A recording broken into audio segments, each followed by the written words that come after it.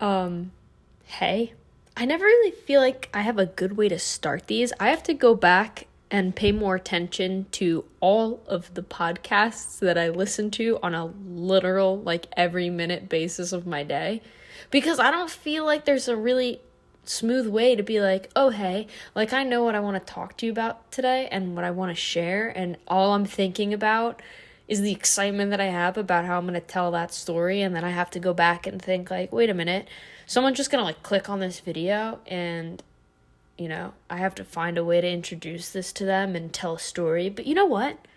Why put that pressure on myself? You know what I mean? Like, I'm just here. I'm just human. I'm just living my life, and, hey. But yeah, anyway, long ramble. Just to say, I hope you're well. I hope this video reaches you in a good state of mind. And if you're not, then I'm sending you good energy. It is currently Saturday, I think April 23rd. I just got back from a short work trip that I was on the past, 40 hours or so. I was in Phoenix, and then we flew to Austin that same night. And then I was in Austin all day. And I just got back last night. And this is going to be a story about that trip. So I was in Austin yesterday. We had work stuff to do in the morning. The coworker who I was on that trip with really wanted to get home early, so he changed his flight, got out, and fortunately, I was very grateful to have a few hours in Austin alone. So I said, I don't know when the next time I'm going to be here is. Let me take advantage of this. So I went to a really awesome coffee shop. It's called Greater Goods Coffee Roasters, if you're ever in Austin. It's super cool, kind of like barn style, farmy, great sunlight. I was there doing work for a few hours. And as I was getting ready to kind of wrap up there and head to the airport, one thing that I really wanted to do before I left Austin was try the tacos, because Austin, if you didn't know, has a big food truck scene, and there's a lot of Hispanic culture, Mexican culture in Austin, and they're known for having really good tacos. Like, there's Torchy's and Veracruz and other name brands, but then there's a bunch of different food trucks. So I really wanted to just cross that off my Austin bucket list. I was outside working at this coffee shop for the last, 20 or 30 minutes or so that I had. I was taking a break and reading outside, and while I was sitting there, the heat was so dry, and not dry, it was very humid, but it was so hot, and I was sitting behind a bed of flowers, and my allergies, which apparently I have, were kicking up, and my eyes just got so dry. And so I'm just sitting there trying to read this book, trying to enjoy myself and kind of just stay in my present frame of being. And I'm just rubbing my eyes like crazy. And I feel something. I end up scratching my contact lens, or that's sort of what I think. It's so uncomfortable. My eyes just I keep blinking. I can't fix it. I'm messing with my eyelid, trying to get this out of my eye, and I'm thinking maybe I got some pollen or something that went in my eye. So I go to the bathroom, and it's actually so uncomfortable that I take my contact lenses out in the bathroom. And then upon taking the left lens out of my eye, I realize that it's cut. Like a contact lens is kind of like this, right? It's a sphere. And I guess sort of like half, not a half, but like a good chunk of it was literally sliced off on the side. I'm like, well, this is not ideal. I had extra lenses in my bag, but I didn't think that it made sense for then. I was then kind of running behind my schedule. So I washed them out. I put it back in my eye. And I think to myself, you know what? This is really uncomfortable, but all I've said that I wanted to do was try these tacos. And I'm going to get to the tacos. And I tried to just think of it as sort of this stoic experiment in my eye is really uncomfortable. It does not feel good. I can barely see because it hurts to keep blinking. So I'm kind of half just keeping my eye closed so that I don't need to feel that stimulus over and over again as I'm blinking. I was just breathe. This is practice. This is what we talk about, right? You do the meditating and you do the journaling and you do the calm work so that when you're butt up against these moments in life that are uncomfortable or that are trying so desperately to throw you out of presence or throw you out of calm, you got to try to work that muscle in these moments to the extent that there's something there in your control. And that's exactly what my frame of mind was. I was like, I'm going to walk to go get my tacos. It was a mile up the block. And I'm just going to try to breathe and stay calm and get there knowing that I have at least one good eye.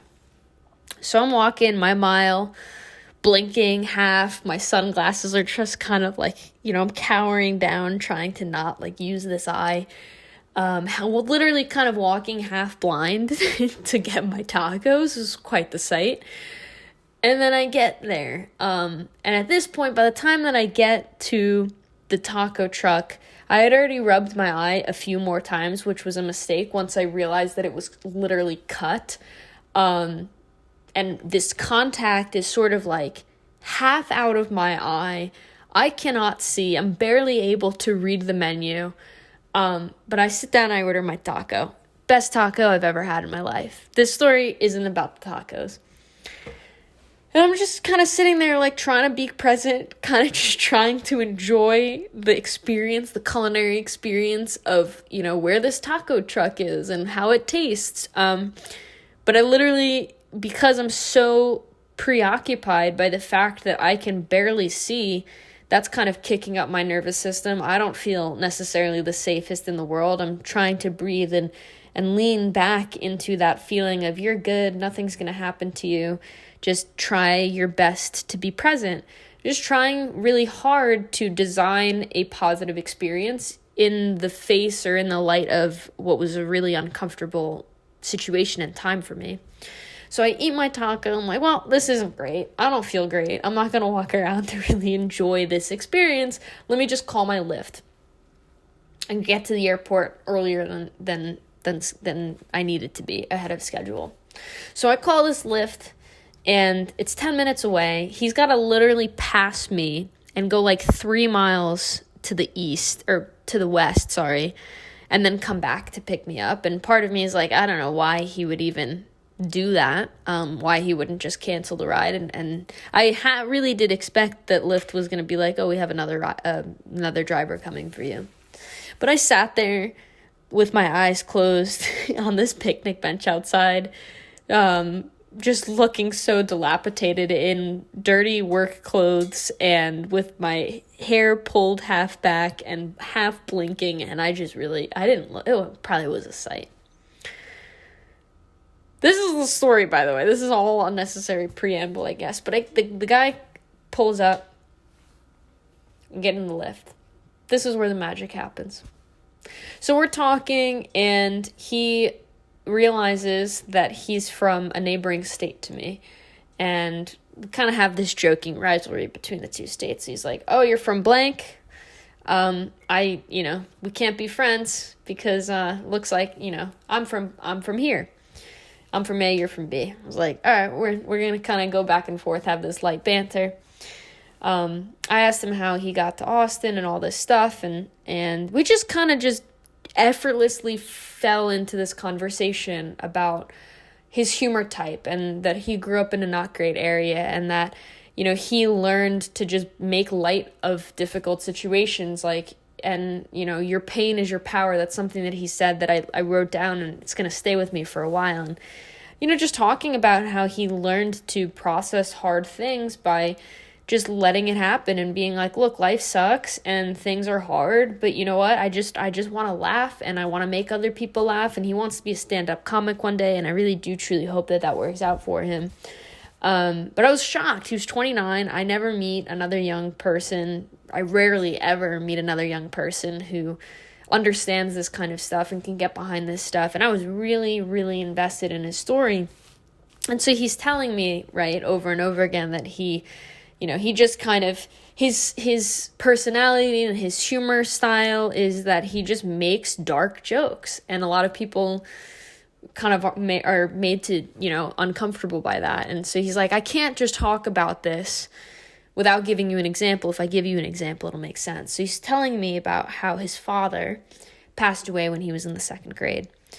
And the father was in jail for reasons that we didn't talk about, but he got into an altercation with one of the prison guards. And the prison guard took out his baton and he beat the guy's now deceased father, and the guard popped out his eye. You probably know where this story is going, but I was just sitting there listening and trying to put it together while, again, I'm half blind in the back of the car, just trying to listen to this guy's story. So he tells me that the prison guard popped his father's eye completely out of his socket. And long story short, the father got on painkillers to deal with the challenges of the fact that he no longer had an organ, right? Like, I think an eye is an organ. And, the standard kind of protocol is you get on painkillers, you get addicted to painkillers, all of a sudden you get into fentanyl, and that's how his father ended up passing away. And so he's telling the story to somebody that, whatever, and the end of the joke was, well, I guess he really didn't see that coming. And I thought that was hilarious. I think when you have a lot of trauma, you're able to kind of find humor in a lot of things because you have the choice, right? Like, you're either going to become somebody who carries a lot of heavy stuff and builds a life where you have a lot of baggage and you have a lot of burdens, or you become the person like my Lyft driver, like how I view myself as somebody who just, things happen and life is hard, but your pain is your power. And ultimately it's in your control, the stories that you tell yourself, and whether or not you allow them to make you laugh and other people around you laugh. So we get into this. Unfortunately, the drive was really short. I was only like 15 minutes from the airport, so we couldn't get too into detail. But I kept asking him these questions, and we got, to know each other a little bit better. And so he drops me off at the terminal, and I waited intentionally to say this at the end. But I could tell because he was so open that he wasn't gonna mind that I asked. I said, before I get out of the car, I have to ask you a question, and it's gonna sound a little odd, but if you're comfortable telling me, I'd really love to know. He goes, yeah, go for it. I said, do you know which eye your father lost when that guy was like beating him? He thought about it for a second. He goes, wow, I haven't thought about that in a long time. Pretty sure it was the left eye. And he looks at me, and I take this second, and I breathe, and I tell him, I'm like, look, not to get all foo-foo, I'm really not like that out there of a person, but I got in this car, and an hour and a half ago, I tore my contact lens in half, and I walked half blind from this coffee shop a mile to the taco place where you picked me up from.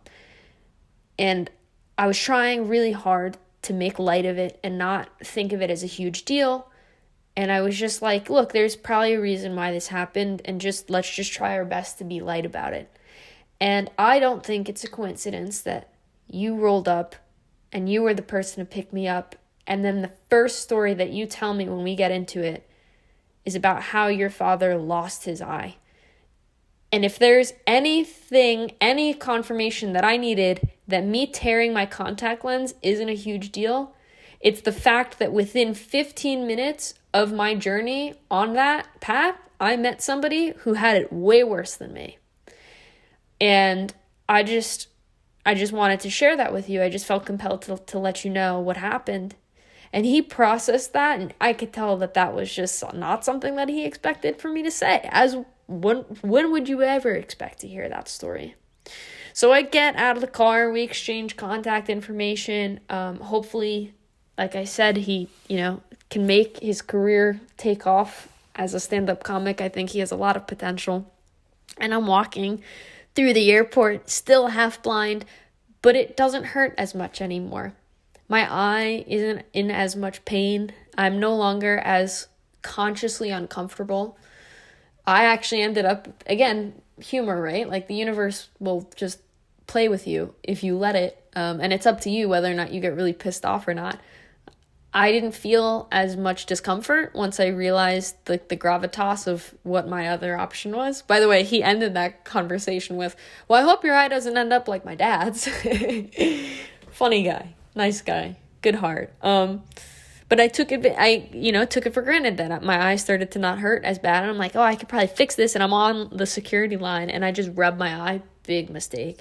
At this point, doing that, literally like my contact was half out of my eye, like bunched up, like a bunch of used up aluminum foil in the corner of my eye. And at this point, I am just honestly probably couldn't be in any greater discomfort than I already was. And I get through the security line and I'm like, please God, don't let them like pull me aside because I'm like half just going like this. I don't want to have any issues. And I get through and I'm fine and my head's just down. I'm like beelining, tunnel vision, trying to get to a bathroom, and thank God it was like not even 500 feet past the security line.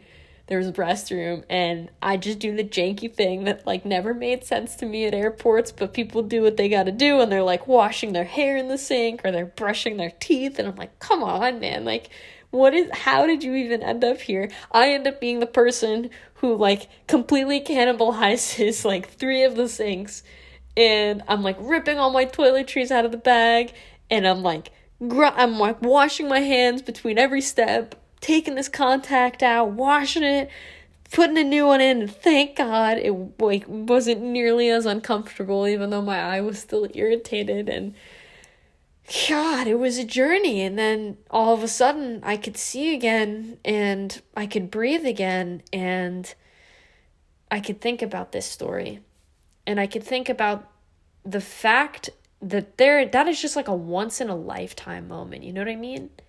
There's no way to replicate that. And I'm not here to convince anybody that they should think of the world the way that I think of it.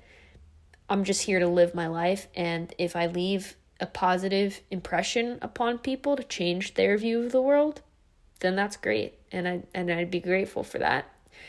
But if not, that's cool. I'm just here because I don't think that was a coincidence. And I think we only got into it for a number of reasons.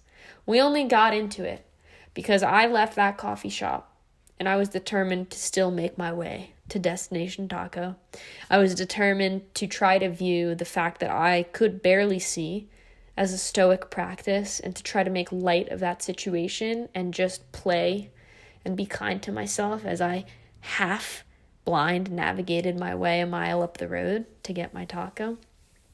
I only got there and he was only my driver because I ended up still deciding to go to that taco shop because he was on that route regardless. Like I said, it's not like he was just in the area. He was literally finishing another ride with another rider. And he passed right past that taco shop on his way to that destination. And who knows if he hadn't picked me up right then and there, because I was right in that proximity, maybe I would have had another driver. Maybe he would have had another passenger. And because I was still able to retain my lightheartedness and the fact that I was really just trying to view it as a practice of let's be open-minded and see where this thing goes, when he made that joke about, oh, you're from that state and I'm from this state, we can't be friends anymore, that was my choice in my lightness to be light and to choose light and to remain light and get into it with him a little bit and be like, oh, no way, where are you from? And get into that story, because I could have let my pain and I could have let my discomfort close me down and shut me down and just hear that and be like, oh, cool, I don't really feel like talking to you, but good luck in Austin. I could have done that. That was a path, and I didn't take that path. And I think because I didn't take that path, the universe allowed me the opportunity to affirm that choosing lightness and trying to be fun and play and be bigger whenever I can, that was rewarded for me yesterday, big time. And not only that, I could have had a driver who had a story about being in a difficult neighborhood and growing up with a hard past and just gleaning a generality about his experience to my current situation. But that's not what the universe fed me. The universe fed me a man whose father died because he lost his eye.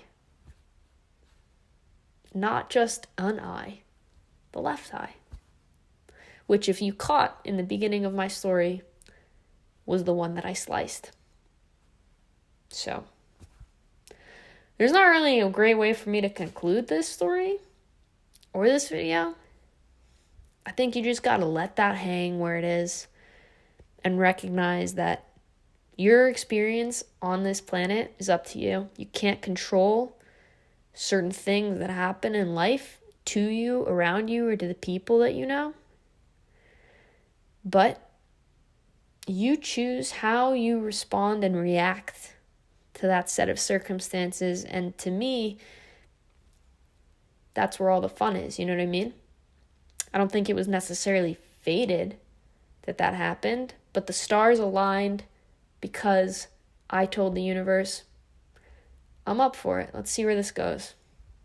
And they rewarded that, and they affirmed that. And in a very challenging moment for me, all I was looking for was a sign to say, I don't think this is a huge deal, but this is really uncomfortable for me, and I really am hurting. They didn't need to give me that because I probably had it anyway. The ability to just muscle through it, but they took my pain away by making me realize how specifically worse someone else can have it. I'm grateful for that story, man. That's going to be like one of my top 10. I think right now that might be the most specialized synchronicity story I have in my life. Anyway, thank you for being here. Thank you for listening. If I can be of service to anybody watching this video, don't hesitate to ask. My comment section is always open. I love you. Thank you for being here so much. I'm so grateful to you. And if you were doubting whether or not you're supposed to be here for a reason, if you were having any sort of difficulties or challenges around anything like that, this is your sign, man.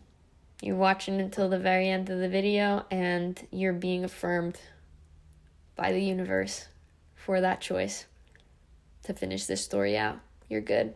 I love you, and I'm here for you. You're going to be all right. I will talk to you next week. Bye. I will see you next week. How about that? Humor, man. Best medicine ever.